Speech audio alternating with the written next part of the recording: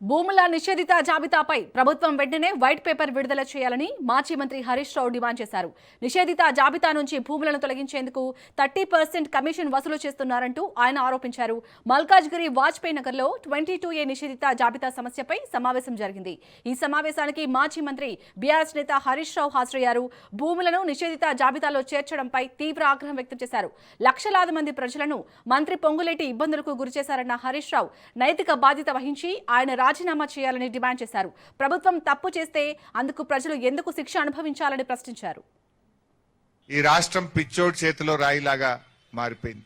ఈ రాష్ట్ర ముఖ్యమంత్రి ఎప్పుడు ఏ తుగ్లక్ నిర్ణయం తీసుకుంటాడో, ఎప్పుడు ఏ పిచ్చి పనులు చేస్తాడో అర్థం కావడం లేదు. ప్రభుత్వం ప్రజా సమస్యలు పరిష్కరించాలి, ప్రజల కోసం పనిచేయాలి. కానీ ఇలా రేవంత్ రెడ్డి ప్రభుత్వం సమస్యలు పరిష్కరించడం లేదు, సమస్యలను సృష్టిస్తా ఉన్నది. లక్షల మంది ఇలా హైదరాబాద్ లో ఆగమైపోయింది.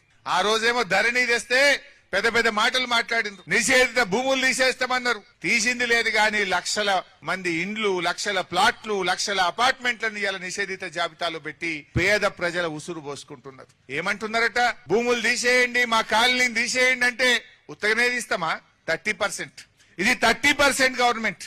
ఏ పని కావాలన్నా, ఒక భూమిని నిషేధిత జాబితాలో తీయాలన్నా, ఒక భూమికి సంబంధించిన సమస్య పరిష్కారం కావాలన్నా 30% ఇవ్వాలన్నట. పైగా డెవలప్మెంట్ కూడా వాళ్ళకే ఇవ్వాలన్నట.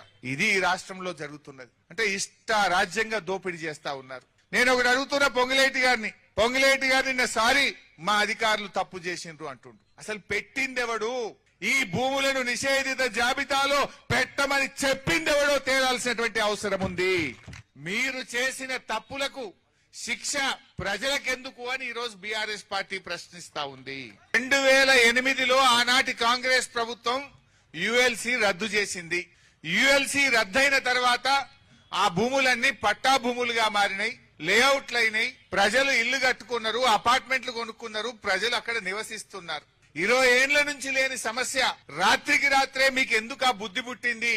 ఆ యుఎల్సిలో పరిష్కారమైన భూములన్నీ కూడా ఎందుకు నిషేధిత జాబితాలో పెట్టారు అని ఈరోజు మేము అడుగుతా ఉన్నాం. పొంగులేటంటే ఇది తప్పు నాది కాదు, ఆఫీసర్ల తప్పు. అంటే ఒప్పైతే మీది, తప్పైతే ఆఫీసర్లదా? మంచి అయితే మీరేసుకుంటారు బుట్టలా? మీరు చేసిన తప్పులకు అధికారులను బలి చేస్తారా? ఏ అధికారి తప్పు చేస్తే అధికారి మీద చర్య తీసుకోండి. ఏదో నిషేధిత భూమిలో అధికారులు పెట్టినరు, తప్పైంది, సారీ మేము తీసేస్తాం, మీరు దరఖాస్తు పెట్టుకోండి అంటుండ్రు. అంటే నువ్వు తప్పు చేస్తావు, ప్రజలు ఆఫీసుల చుట్టూ తిరగాలనా? దరఖాస్తులు పెట్టుకొని తిరగాలనా?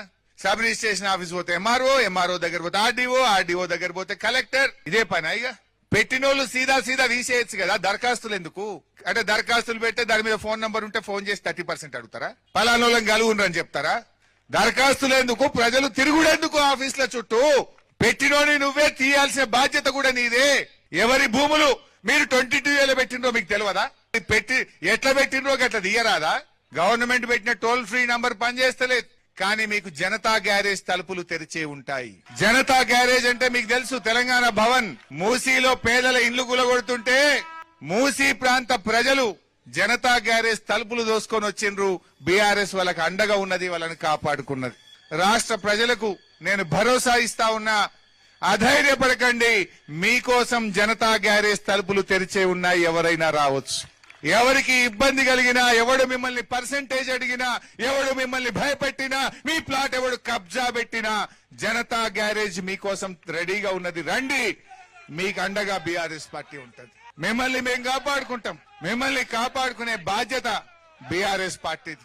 ఈ రాష్ట్రంలో నష్టపోయిన ప్రజల పక్షాన, రైతుల పక్షాన, అందరి పక్షాన కూడా మేము పోరాడతాం. మీకోసం ప్రధాన ప్రతిపక్షంగా కేసీఆర్ గారి నాయకత్వంలో బీఆర్ఎస్ పార్టీ మీకు అండగా ఉంటది. మీరెవ్వరు కూడా అధైర్యపడొద్దు అని చెప్పి మనవి చేస్తా ఉన్నా.